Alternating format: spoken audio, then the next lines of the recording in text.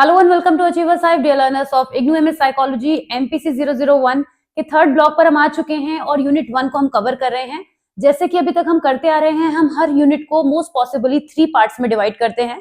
ये 27th video है। 26th video में आपने यूनिट 1 के कुछ टॉपिक्स को कल कवर किया था। लैंग्वेज एक्विजिशन का टॉपिक चल रहा है और साथ ही साथ ये डिटेल्ड वीडियोस हैं जो आपको लॉन्ग रन में भी बहुत हेल्प करेंगे।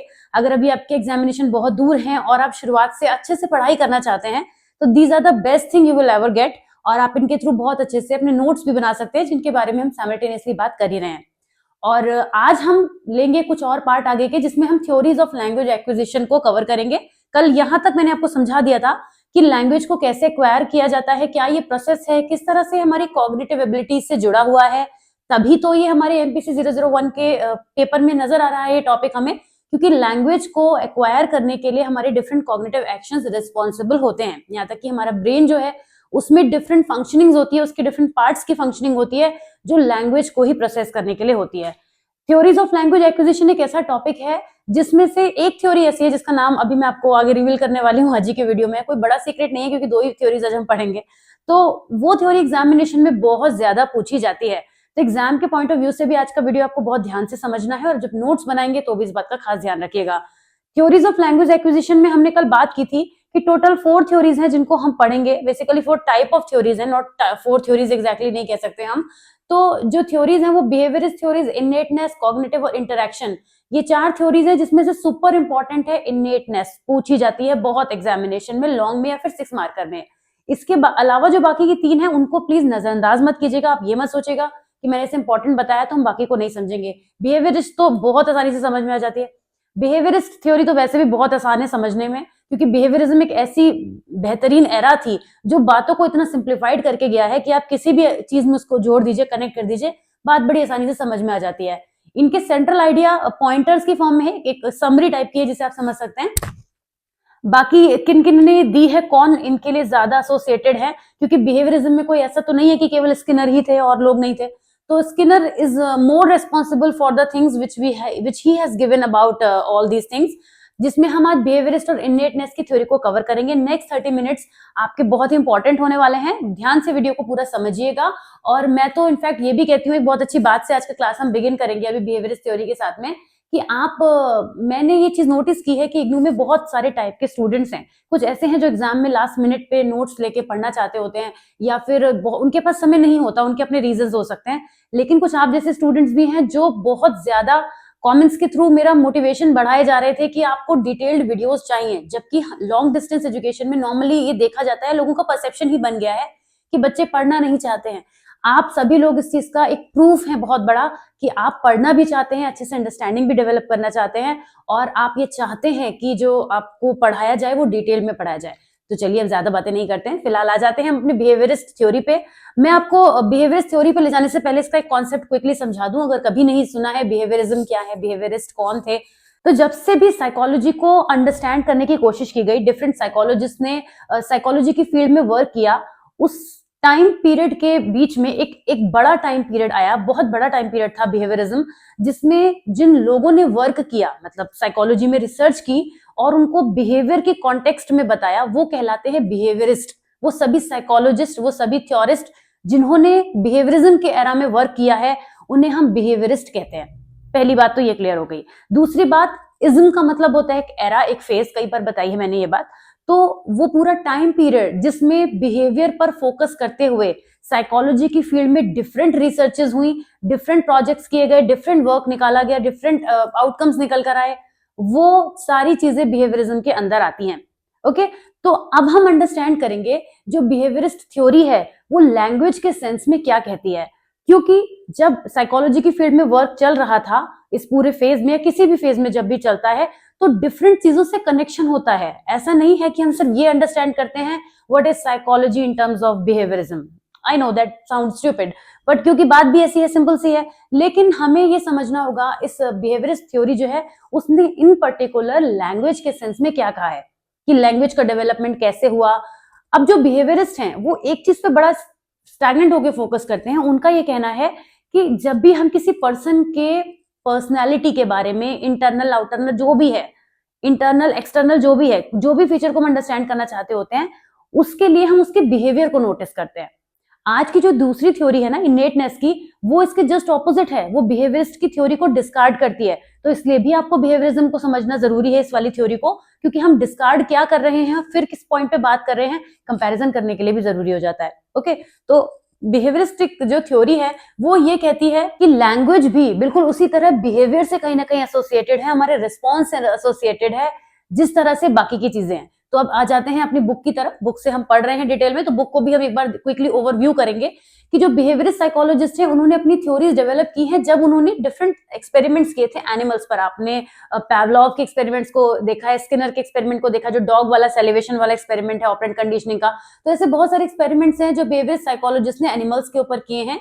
They observed that rats or birds, for example, could be taught to perform various tasks by encouraging habit forming. बहुत सारे हैबिट फॉर्मेशन को करके हमने एनिमल्स के ऊपर बहुत सारे एक्सपेरिमेंट्स को देखा है। Researchers rewarded desirable behaviour, this was known as positive reinforcement. ये सभी जानते हैं कि रीइंफोर्समेंट की हेल्प से हम लोगों से डिजायर्ड बिहेवियर करा सकते हैं। बच्चों के केस में बात करें तो जब किसी छोटे बच्चे से कहा जाता है बेटा जब तुम ऐसा करोगे तो तुम्हें ये मिलेगा, it is an example of a simply reinforcement, कि बच्चे को रीइंफोर्समेंट किया जाता है, उसको रीइंफोर्स किया जाता है, दोबारा से फोर्स किया जाता है कुछ अच्छा करने के लिए, कुछ बेहतर करने के लिए, मॉडिफाई करने के लिए। इसी तरीके से अनडिजायरेबल बिहेवियर को निकाल भी दिया जाता है पनिशमेंट देके या फिर नेगेटिव रीइंफोर्समेंट के थ्रू। तो जो बिहेवियरिस्ट थे B.F. स्किनर, उन्होंने अपनी इस थ्योरी को लैंग्वेज एक्विजिशन इन ह्यूमंस के टर्म्स में भी एक्सप्लेन किया। कैसे किया, यही तो बात हमें समझनी है अब।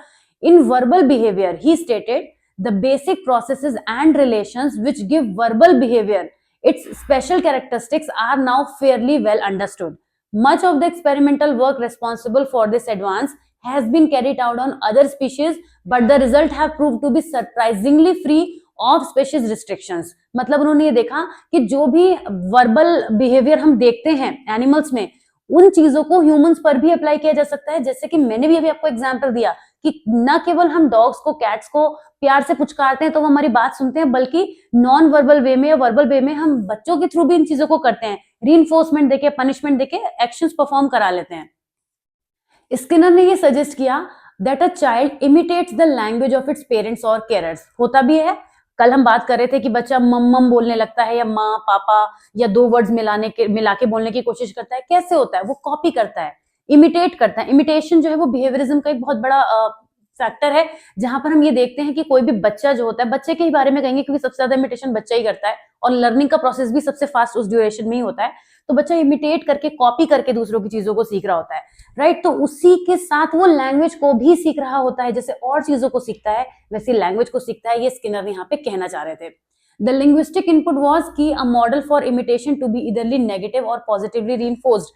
जो भी बच्चा सीख रहा है लैंग्वेज, वो वही सीखेगा जो दूसरे पर्सन को वो करते हुए देखेगा। तभी तो कहते हैं कि बच्चों के सामने गलत वर्ड्स नहीं बोलने चाहिए या ऐसे कोई चीजें नहीं बोलनी चाहिए जो बच्चा सीख जाए। जब हम नहीं चाहते कि बच्चा कोई गलत वर्ड सीखे तो हम गलत वर्ड उसके सामने ना बोलें, ये चीज कही जाती है। तो जिस तरीके का भी हम मॉडल प्रेजेंट करेंगे, मॉडल का मतलब है वो सोर्स जिसके थ्रू बच्चा लर्निंग कर रहा है लैंग्वेज की। बात करते हैं लिमिटेशंस। बिहेवियरिज्म थ्योरी की कुछ लिमिटेशंस भी हैं। Language is based on a set of structure और rules which could not be worked out simply by imitating individual awareness। बहुत कुछ हम देखकर सीखते हैं, लेकिन यहाँ मैं एक बहुत इंटरेस्टिंग बात से आपको जोड़ूंगी। क्लास 2, 3, 4 के बच्चे, 2, 3, 4 शायद थोड़ा ज्यादा ही बड़ा हो गया, 1, 2 की मैं अगर बात करूं तो अगर आप किसी 1 या 2 क्लासरूम में चले जाइएगा, क्लास 1 और क्लास 2 में, वहां के बच्चे इंग्लिश तो बोलते हैं, पेरेंट्स बहुत खुश होते हैं हमारे बच्चे बोल रहे हैं, लेकिन वो ग्रामेटिकल एरर्स कर देते हैं। Ma'am I does not believe it, मतलब I am saying it wrong, I know, just to make you understand. I does not, बच्चा क्या है, वो कंफ्यूज हो सकता है, मतलब वो सुन तो रहा है, ये तो फिर भी ऐसी एरर है बच्चे कम ही करते हैं। हालांकि मैंने ये वाली सुनी है इसलिए मैंने ऐसा बोला, लेकिन बहुत ज्यादा मिस्टेक कहां पर होती है आपने देखा होगा, जब पास्ट की बात करते हैं डिड के साथ में बच्चे क्या करते हैं, सेकंड फॉर्म लगा देते हैं। आई डिड नॉट वेंट, बहुत लोगों को, अपने बड़े लोगों को भी बोलते हुए सुना होगा। तो कॉपी तो कर रहे हैं, समझ तो रहे हैं, बट क्या रूल्स और रेगुलेशंस भी समझ पा रहे हैं, वो प्रैक्टिकली पॉसिबल नहीं है। English grammar is more like maths. मैं इंग्लिश का एग्जांपल अभी ले रही हूँ, इंग्लिश हिंदी का एग्जांपल लेती रहूंगी। For us this is the language which we are also using here. तो हम देखते हैं कि इंग्लिश की जो ग्रामर है, हिंदी ग्रामर है, दैट इज लाइक मैथ्स। जब तक आप फॉर्मूला नहीं समझेंगे तब तक आप क्वेश्चन को सॉल्व नहीं कर सकते। तो यहाँ पर ये लिमिटेशन हो जाती है, क्योंकि ये तो कह रहे हैं कि बच्चा इमिटेट करके सीख रहा है, पर अब बच्चा इमिटेट तो कर रहा है बट वो इमिटेशन का मतलब होता है जस्ट कॉपी पेस्ट, राइट? वो जो देख रहा है वो सीख रहा है, अपना लॉजिक नहीं लगा रहा है वहां पे। पर वो लॉजिक अगर लगाने की कोशिश भी करेगा तो जो सेट ऑफ रूल्स हैं उनको कैसे इतना एक्यूरेटली कर लेगा? बच्चे की बात हो रही है, बड़े तो कर लेंगे लेकिन बच्चे नहीं कर पाते हैं। तो सिंपली इमिटेट करना इज नॉट द थिंग, ये या इसका एक काफी बड़ा ड्रॉबैक देखने को मिलता है। Children are often unable to repeat what an adult says, especially if the adult utterance contains a structure the child has not yet started to use. ऐसी बातें भी हो सकती है या वोकैब में ऐसे वर्ड्स होते हैं जो बड़े लोग यूज करते हैं, बच्चे ने सुन तो लिया ध्यान से पर उसे याद नहीं रह पाया, क्योंकि या तो बच्चे की अभी इतनी मेंटल स्ट्रेंथ नहीं है या फिर उसके स्कोप से काफी बाहर है, उसके एरिया से काफी बाहर का वर्ड है वो, तो भी उसको चीजें डिफिकल्ट लग सकती है। तो क्या हर बार बच्चा कॉपी कर लेगा? हमेशा नहीं कर सकता। ग्रामेटिकल करेक्शन की बच्चों को बहुत ज्यादा जरूरत होती है। मैंने आपको अभी इसका एग्जांपल दिया कि किसी भी क्लास में हम देखते हैं ऐसा होते हुए बच्चे बहुत मिस्टेक करते हैं, हालांकि वो उनका लर्निंग फेज होता है तो काफी चीजें इग्नोर करी जाती हैं, क्योंकि स्पीकिंग पे भी वर्क किया जा रहा है बच्चे के, तो वो इंग्लिश की जब उनकी क्लास होगी, ग्रामर की जब क्लास होगी तब उन्हें सिखाया जाएगा। हर वक्त तो रोक टोक कर नहीं कराया जा सकता, हो भी नहीं पाता है। तो लैंग्वेज एक्विजिशन का ये क्रिटिकल पीरियड माना जाता है, क्योंकि जो भी बच्चे लैंग्वेज को एक्वायर नहीं कर पाते हैं अपनी 7 ईयर्स की एज तक, वो आगे चल के उनको बहुत डिफिकल्टी आती है। आपने अक्सर ऐसे लोग देखे होंगे जो एक बड़ी उम्र के बाद इंग्लिश लैंग्वेज को लेके, मैं अगेन एग्जांपल में इंग्लिश यूज करी क्योंकि ये तो प्रैक्टिकली भी हम इसी के बारे में बात कर सकते हैं यहाँ पे, बहुत ज्यादा वरीड रहते हैं कि मैं अच्छे से इंग्लिश नहीं बोल पा रहा हूँ या मेरी फ्लुएंसी नहीं है, और वो सीखना चाहते होते हैं बावजूद उसके वो नहीं कर पाते हैं, क्योंकि काफी चीजें ऐसी होती है। अगर हम लैंग्वेज की बात करें तो उन चीजों को जितना अच्छे से बचपन में समझा जा सकता है उसके बाद उनको एनहांस किया जा सकता है, उतना बड़ी उम्र में आके नहीं किया जा सकता। But exceptions are everywhere, I also know a lot of exceptions, तो मैं अब उनको नहीं लेके आने वाली हूँ आपके सामने, डोंट वरी। तो इस तरीके से हमने ये देखा कि जो बिहेवियरिज्म का टाइम था उसमें बातें ज्यादातर लैंग्वेज को यही माना गया कि कॉपी पेस्ट करके बच्चा सीखता है, मिनटू से देखकर मॉडलिंग के थ्रू सीखता है, लेकिन इसका ये ड्रॉबैक भी है कि हर चीज देख के नहीं सीखी जा सकती। तो ये हमने समझ लिया बिहेवियरिज्म की थ्योरी को। आ जाते हैं इनेटनेस थ्योरी पर। इनेटनेस के नाम पर मैं फोकस करूंगी। अभी रिसेंटली मैंने आपको ये बात बताई थी कि जब भी हम किसी वर्ड को अंडरस्टैंड करना चाहते हैं, बिहेवियरिज्म में भी ये चीज एप्लीकेबल थी, हम बिहेवियर पर फोकस करते हैं। इनेटनेस में हम किस पे कोशिश करेंगे अंडरस्टैंड फोकस करने की? इनेटनेस पे। इनेट का मतलब क्या होता है? मतलब खुद से करना, इनेट यानी अंदर की कैपेबिलिटीज। तो इसमें नॉम चॉम्स्की का नाम जुड़ा है। जुड़ा क्या है? काफी बुरी तरीके से जुड़ा है टू बी ऑनेस्ट। इन्होंने he is very much responsible for the things he has given about innateness theory. तो इन्होंने बिहेवियरिस्ट थ्योरी का एक क्रिटिसिज्म पब्लिश किया 1957 में। In addition to some of the arguments listed above, he focused particularly on the impoverished language input children receive. This theory is connected with the writings of Chomsky. Although the theory has been around for hundreds of years, children are born with an innate capacity for learning human language. ये वो बात है जिसको आपको ध्यान में रखना है कि बच्चे जो होते हैं उनके अंदर इन्नेट कैपेसिटी होती है किसी भी ह्यूमन लैंग्वेज को लर्न करने की। ये की फोकस पॉइंट है जिसको आपको ध्यान में रखना है। Humans are destined to speak. Children discover the grammar of their language based on their own inborn grammar. Inborn grammar का क्या मतलब है? इनबॉर्न ग्रामर का मतलब ये नहीं है कि जब बच्चा दुनिया में आता है तो अपने साथ कोई ग्रामर लेके आता है। इसका मतलब ये है वो अपनी सराउंडिंग में दुनिया में आते ही जो भी ग्रामर अपने सराउंडिंग में देखता है और उसको सुन सुन के बड़ा होता है। पर इसका ये मतलब नहीं है कि बच्चा 1-2 महीने में सब कुछ रिसीव करके स्टोर कर रहा होता है। वो एक अलग बात है, अभी हम बात करेंगे नेक्स्ट थ्योरी में कि कैसे कॉग्निटिव थ्योरी में ये बताया गया है कि बहुत दुनिया में आने से लेकर और थोड़ा उम्र बढ़ने तक बच्चा किस तरह से उसका कॉग्निटिव डेवलपमेंट होता है जब वो लैंग्वेज को परसीव करता है। वो थ्योरी बहुत अच्छी है और बहुत मजेदार है और बहुत यूजफुल है। फिर आप नोटिस करने लगेंगे कि आपके घर के बच्चे जो हैं छोटे छोटे, अगर आपके हैं तो वो कब कौन से किस तरह से बात कर रहे हैं, आपका दिमाग ऐसे चलने लगेगा उससे पढ़ने के बाद। फिलहाल वहां तो बाद में पहुंचेंगे, अभी हम बात कर रहे हैं humans are destined to speak। ये बात हमने कर ली है। certain aspects of language structure seem to be preordained by the cognitive structure of the human mind।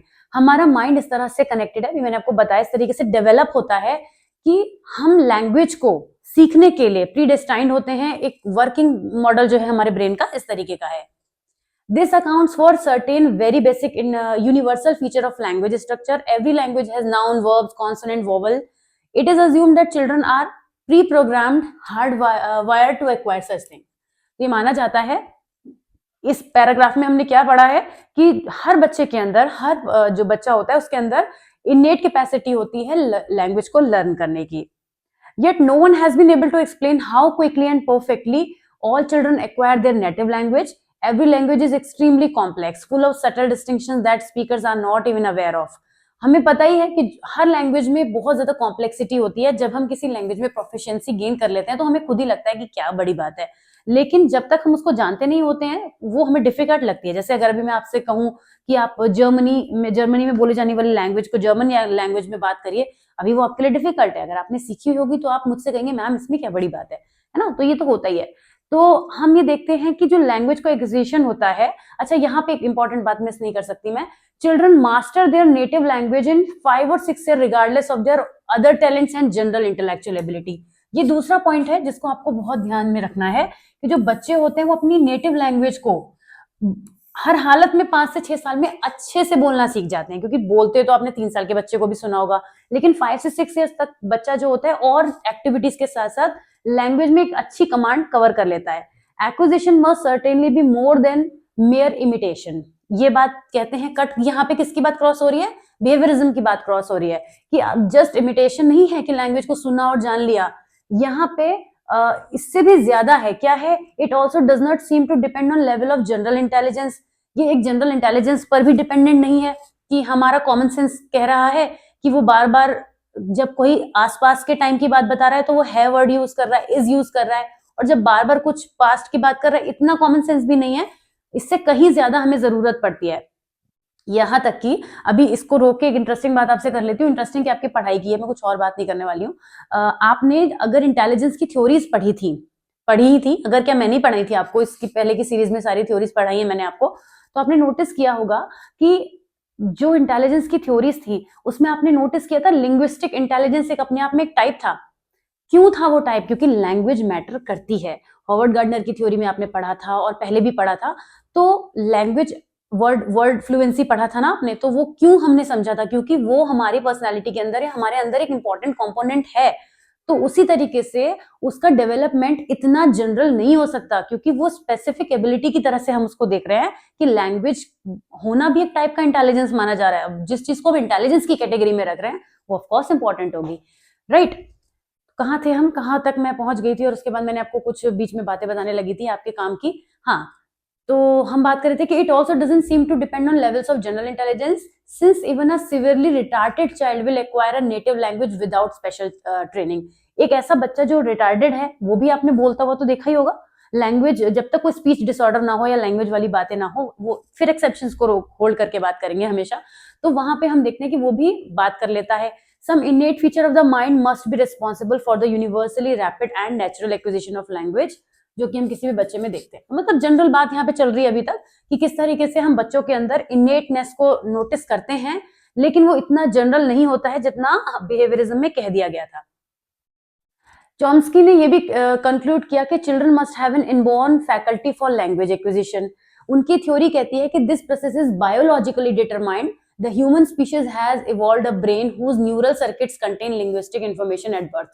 तीसरा पॉइंट, तीसरा चौथा जो भी है, इंपॉर्टेंट बात हमें यहाँ पे मिलती है कि जो प्रोसेस है वो बायोलॉजिकली डिटरमाइंड है, और ह्यूमन स्पीशीज जो है वो उनका जो ब्रेन है वो इस तरह से इवॉल्व होता है कि सर्टेन न्यूरल सर्किट्स होते हैं जो लिंग्विस्टिक इंफॉर्मेशन को लेकर आते हैं। ये वो बात है जो मैंने शुरू में कर दी थी आपसे, ध्यान है ना? वो मैंने कहा था the child's neural predisposition to learn language is triggered by hearing speech, and the child's brain is able to interpret what she I'm so sorry, she or he hears according to the underlying principles of structure it's already contains।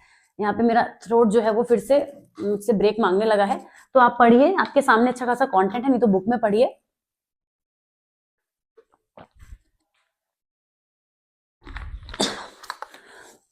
वापस से जाती हूँ मैं class में। तो हम क्या बात कर रहे थे कि जो बच्चे का न्यूरल प्रीडिस्पोजिशन है लैंग्वेज को लर्न करने का, वो कैसे ट्रिगर होता है? जब वो कोई स्पीच को हियर करता है, किसी बात को, कुछ किसी भी चीज को जब वो सुनता है तो वो ट्रिगर करता है, और उसके बाद उसका जो ब्रेन है वो इस तरह से फंक्शन करने लगता है जिसकी हेल्प से वो अपने लैंग्वेज का डेवलपमेंट उसके होने लगता है। वो नहीं करता डेवलपमेंट, मतलब ऑटोमेटिकली होने लगता है। यहाँ पर एक इंपॉर्टेंट चीज आती है which is LAD, language acquisition device. ये टॉपिक कभी कभी सी सेक्शन में 3 मार्कर में पूछ लिया जाता है। लैंग्वेज, मैं कलर चेंज कर देती हूँ, वैसे तो आप लोग नोट करते ही चल रहे होंगे, फिर भी मेरा दिल चाह रहा है तो मैं कर देती हूँ। ये जो लैंग्वेज एक्विजिशन डिवाइस है इसको आपको 3 मार्कर में सी सेक्शन के लिए नोट कर लेना है, ठीक है? ये वहां पूछा जाता है। बाकी चॉम्स्की तो मैंने बताया आपको 6 मार्कर में पूछा जाता है। अब क्या है ये लैंग्वेज एक्विजिशन डिवाइस? कौन से डिवाइस है जिसको रिसीव करते ही हम लैंग्वेज को एक्वायर करना शुरू कर देंगे? इंटरेस्टिंग लग रहा होगा सुनने में, इंटरेस्टिंग है भी। Chomsky did not suggest that an English child is born knowing anything specific about English. Of course, he stated that all human languages share common principle. ये बात तो सच है, जो उन्होंने कही है वो हम भी काफी हद तक मानते हैं। यानी हर एक लैंग्वेज में कुछ रूल्स होते हैं, सेट ऑफ रूल्स होते हैं, प्रिंसिपल्स होते हैं। It is the child's task to establish how the specific language he or she hears expresses these underlying principles.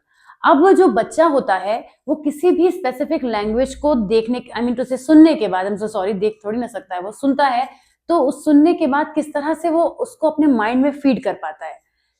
The LED already contains the concept of verb tense. By listening to such forms as worked, played, and patted, the child will form the hypothesis that the past tense of verbs is formed by adding the sound TDE. इसे हम generally generalisation भी कहते हैं। जैसे अभी मैंने आपको बोला था ना कि जैसे बच्चा सुन रहा है कि जब है यूज हो रहा है, इज यूज हो रहा है, तो मतलब कुछ आसपास के टाइम की बात हो रही है। तो यही चीज है कि जब बच्चा इन चीजों को जनरलाइज कर लेता है तो वो बता पाता है। This in turn will lead to the virtuous errors mentioned above. Virtuous error का मतलब क्या होता है? जैसे बच्चे ने अगर ये बोला ही वाज सपोज टू से आई वेंट, ओके, लेकिन उसने क्या बोल दिया, इसकी जगह पर उसने बोला कि yesterday I go to the temple, for example. अब yesterday मेंशन कर रही हूँ जिससे बात समझ में आए, तो yesterday I went to the temple की जगह बच्चे ने बोल दिया yesterday I go to the temple। तो इसका मतलब है कि वो बेसिक एरर्स कर रहा है, जिनको हम वर्चुअस एरर्स कहते हैं। ये बताते हैं कि बच्चा सीखने के प्रोसेस में है। ऐसा नहीं है कि बच्चा उस चीज को समझ नहीं पा रहा है या सीख नहीं पा रहा है, बट वो जनरल मिस्टेक्स करेगा और हर बच्चा करता ही है, तो इसमें गलत कुछ नहीं है कि वो एरर्स क्यों कर रहा है। तो इस चीज को यहाँ पे चॉम्स्की ने मेंशन किया। उसके बाद Chomsky's ground breaking theory remains at the centre of the debate about language acquisition. However, it has been modified both by Chomsky himself and by others. Chomsky's original position was that the LED contained specific knowledge about language. It has been modified both by Chomsky himself and by others. अच्छा, यहाँ पे जो LED की बात हो रही थी, जो अभी हमने यहाँ पे अंडरस्टैंड भी किया था, समझने की कोशिश की थी, तो हमने इसकी फुल फॉर्म पढ़ी थी लैंग्वेज एक्विजिशन डिवाइस। तो ये डिवाइस कोई ऐसी चीज नहीं है जो अलग से कहीं हमें खरीद के लानी है या फिर कहीं रखी है। इस डिवाइस का मतलब है हमारी मेंटल कैपेसिटी, हमारा माइंड ही वो डिवाइस है जो ये प्रोसेसिंग कर पाता है कि हम लैंग्वेज को कैसे एक्वायर करें। लेकिन इसकी खास बात ये है, इस एलईडी का मतलब ये हो गया कि लैंग्वेज को एक्वायर करने के लिए हमारे माइंड का एक सेट इस तरह से रेडी रहता है, या हमारा ब्रेन इस तरह से हमको रेडी करता है कि हम जनरल प्रिंसिपल की हेल्प से चीजों को अंडरस्टैंड करते हैं। इसको हम बोलते हैं लैंग्वेज एक्विजिशन डिवाइस। और डिवाइस का मतलब बिल्कुल भी कोई अलग से कोई ऑब्जेक्ट नहीं है। तो यहाँ पर जब ये एक्सप्लेन कर रहे थे, चॉम्स्की ने अपनी थ्योरी को एक्सप्लेन किया है, तो वो यहाँ पे एलईडी पे फोकस करते हैं। एलईडी पे फोकस करके वो ये कहते हैं कि जो हमारी यानी किसी भी बच्चे की लर्निंग की कैपेसिटी है वो रूल्स के साथ कनेक्ट होते हुए डेवलप होती है। बिना रूल्स के बच्चा कनेक्ट नहीं हो सकता, क्योंकि इस चीज को बिहेवियरिज्म ने तो एक्सेप्ट किया नहीं था, तो उन्होंने इसके ऑपोजिशन में इस चीज को एलईडी को फोकस करके बात करी है। It seems to be that the child is born not with a set of linguistic categories, but with some sort of process mechanism, a set of procedures and inference rules, if you will, that he uses to process linguistic data. तो यही यहाँ पर भी LED के बारे में यही चीज कहते हैं कि कोई भी बच्चा जो होता है वो न केवल लिंग्विस्टिक कैटेगरीज के साथ में दुनिया में आता है, बल्कि कुछ ऐसी मैकेनिज्म को प्रोसेस करने की कैपेसिटी भी रखता है जिसको प्रोसेस करने में उसका ब्रेन उसकी हेल्प करता है। These mechanisms are such that applying them to the input data, the child ends up with something which is a member of the class of human language. मतलब ये एलईडी ही होता है जिसमें जब कोई चीज, जैसे किसी मशीन में अगर हम कोई चीज डालें तो कुछ प्रोडक्ट निकल कर आता है। यहाँ पे नॉम चॉम्स्की का कहना है कि जो एलईडी है वो हर बच्चे के अंदर होता है, और जब उसको कुछ भी सिखाया जाता है तो उससे फिर कुछ चीजें निकल कर आती हैं और वो उनका यूज करना बेहतर तरीके से कर पाता है। अब इनेट थ्योरी को सपोर्ट करने के लिए कुछ एविडेंस भी हैं। Work in several areas of language study has provided support for the idea of an innate language faculty. क्या क्या है? Slobin has pointed out that the human anatomy is peculiarly adapted to the production of speech. ये आपको नाम याद रखने पड़ेंगे अगर आप इनके एविडेंस की बात करना चाहते हैं। अदरवाइज आप एलईडी और थ्योरी के बारे में भी जितना लिख देते हैं तो वो भी आपका 6 मार्कर में मोर देन इनफ है। तो स्लोबिन ने भी इस चीज को पॉइंट आउट किया है। Slobin he was a psychologist जिन्होंने इस फील्ड में वर्क किया है, और वो ये कहते हैं कि काफी हद तक ह्यूमन का जो बिहेवियर होता है, अंडरस्टैंड करना लैंग्वेज को, वो डिपेंड करता है पर्सन की कॉग्निटिव एबिलिटीज पे। न्यूरोसाइंस भी बहुत सारी बातें इस बारे में करती हैं कि ब्रोकाज एरिया और वेर्निक्स एरिया, ये बिल्कुल शुरू में आपने पढ़ा था, यूनिट 3 में पढ़ा था आपने, फर्स्ट जो आपका पार्ट था उसमें ब्लॉक 1 में, वहां पे आपने पढ़ा ही था कि कैसे जो हमारा ब्रोकाज एरिया और वर्निक्स एरिया होता है वो मेमोरी के लिए, लैंग्वेज के लिए, फॉरगेटिंग के लिए रेस्पॉन्सिबल होता है। कुछ ऐसे एक्सपेरिमेंट्स भी किए गए थे जो चिंपैंजीज को टीच करने के लिए, कम्युनिकेट करने के लिए किए गए थे, वहां पर भी हम इन चीजों को होते हुए देखते हैं। उसके अलावा इंग्लिश में क्रियोल वेराइटीज हैं, उनके फॉर्मेशन में भी हम देखते हैं कि एलईडी का यूज होता है। मतलब कई सारे लोग जो एक साथ रहते होते हैं वो अपनी अपनी लैंग्वेजेस को एक दूसरे के साथ में रहते हुए भी सीख जाते हैं, जबकि उनको डच जो है वो काफी हद तक नहीं आती होती है। और यहाँ पे कुछ इस तरीके के एग्जाम्पल्स दिए हुए हैं जिससे वेरीफाई होता है कि किस हद तक नोम चॉम्स्की के कॉन्सेप्ट को वेरीफाई किया गया, मतलब उनके थॉट को सपोर्ट मिली है ऐसे एविडेंसेस की हेल्प से, जहां पर ये देखा गया कि जो वो बात कह रहे हैं वो बात वेरीफाई हो रही है। तो इन कुछ पॉइंट्स को आप यहाँ से नोट करेंगे, 6 पॉइंट्स मैक्सिमम बना सकते हैं इन सिंप्लीफाइड लैंग्वेज, यहाँ से आप ले सकते हैं, 1 लाइनर लेकर बनाएंगे, पूरा डिटेल आप कहानी को नहीं लिखेंगे, उसकी जरूरत भी नहीं है। अब साथ में हम बात कर लेते हैं कि चॉम्स्की की थ्योरी की कुछ लिमिटेशंस भी हैं क्या। बस इतना पार्ट आज की वीडियो में मैं और कवर करना है, उसके बाद मैं आज को होमवर्क दूंगी। कल तो मैंने आपको साथ साथ होमवर्क दिया था, पर आज मुझे ध्यान है मुझे क्या होमवर्क देना है आपको, तो अभी लास्ट में उसके बारे में भी बात करेंगे। नोट्स में जरूर काम करिएगा आप अपना। चॉम्स्की की थ्योरी की कुछ लिमिटेशंस भी हैं, ऑल्दो हमें अभी तक यही लगता है कि चॉम्स्की की थ्योरी तो सब परफेक्ट है, सब कुछ सही बात कह रहे हैं वो, लेकिन इनका जो वर्क था लैंग्वेज पर वो थ्योरेटिकल था। He was interested in grammar and much of his work consist of complex explanation of grammatical rules. बहुत ज्यादा उन्होंने रियल चिल्ड्रन को स्टडी नहीं किया और बहुत ज्यादा उनका थ्योरेटिकल वर्क पर वर्क रहा। Theory relies on children being exposed to language but takes no account of the interaction between children and their caretakers. इस चीज पे वो बात नहीं करते हैं कि जो केयर टेकर्स हैं या पेरेंट्स हैं या फैमिली है, उनके संग बच्चों को जब इंटरेक्शन होता है तो क्या उसके भी कुछ आउटकम्स हो सकते हैं, एंड ऑफ कोर्स वो होते हैं। तो nor does it recognize the reason why a child might want to speak the functions of language, ये भी इन्होंने बात नहीं की थी। ठीक है। In 1977 Bard and Sash published a study of the child known as Jim, the hearing son of deaf parents। बच्चा सुन सकता था मगर पेरेंट्स डेफ थे। Jim's parents wanted their son to learn speech rather than the sign language they used between themselves. He watched a lot of television and listened to the radio, therefore receiving frequent language input. However, his progress was limited until a speech therapist was enlisted to work with him। तो ये एक example हमने देखा कि gym के parents जो थे वो डेफ होने के बावजूद उसने जो भी अपने एनवायरनमेंट में जिस तरीके से भी स्पीच को अंडरस्टैंड किया या जानने की कोशिश करी, यानी कि उसका जो एसोसिएशन था ब्रेन से, जो एसोसिएशन था, जो उसकी लर्निंग की कैपेसिटी थी, उसने तो अपनी जगह पे वर्क किया। तो इस तरीके से कुछ हमने यहाँ पे ऐसी भी चीजें देखी हैं जो बहुत ज्यादा रिलेट नहीं कर पाती हैं। और इसी के साथ हम कॉग्निटिव थ्योरी पर आ चुके हैं, लेकिन आएंगे हम नेक्स्ट वीडियो में। अभी हम होमवर्क की बात करने वाले हैं, तो आपको क्या क्या काम करने हैं फटाफट से वापस आ जाते हैं। हमने बिहेवियरिस्ट थ्योरी के बारे में बात की थी, तो बिहेवियरिस्ट थ्योरी के आपको कुछ पॉइंटर्स बनाने हैं, पैराग्राफ भी लिख सकते हैं, आपकी मर्जी है कि बिहेवियरिज्म में बिहेवियरिस्टिक थ्योरी क्या कहती है। ये मोटी मोटी बात कहती है, बहुत 6 मार्कर में ज्यादा नहीं पूछा जाता है, लेकिन आप इस पॉइंट को फिर भी नोट कर सकते हैं। ठीक है, इस पर आपको एक शॉर्ट नोट बनाना है, kind of short note on. पहला काम ये हो गया आपका, शॉर्ट नोट बनाना है। दूसरा काम आप करेंगे एलईडी के ऊपर आप लिखेंगे पहले तो, फिर इनेटनेस पे तो हम आएंगे ही, लेकिन एलईडी के ऊपर आपको लिखना है। और इनेटनेस की थ्योरी के कम से कम आपको 8 पॉइंटर्स बनाने हैं। ठीक है, 8 पॉइंटर्स, ये आपका दूसरा होमवर्क है। 8 पॉइंटर्स। पॉइंटर्स क्यों बनवा रही हूँ, जब बाद में ना एग्जाम टाइम में आप पॉइंटर्स पढ़ेंगे तो आपको मजा आएगा बहुत कि अरे अच्छा मैंने ये चीजें लिखी थी। 8 पॉइंटर्स ऑन इनेट थ्योरी। और आप अपनी रिसर्च से, बुक से हेल्प लेके, किसी और बुक से हेल्प लेके नोम चॉम्स्की के बारे में भी कुछ चीजें निकाल सकते हैं, ऐड ऑन कर सकते हैं। 8 points on innateness theory. Please मेरी राइटिंग पे ज्यादा सीरियसली मत जाइएगा, थोड़ा ज्यादा जल्दीबाजी में ऐसे गंदा गंदा थोड़ा लिख दिया मैंने।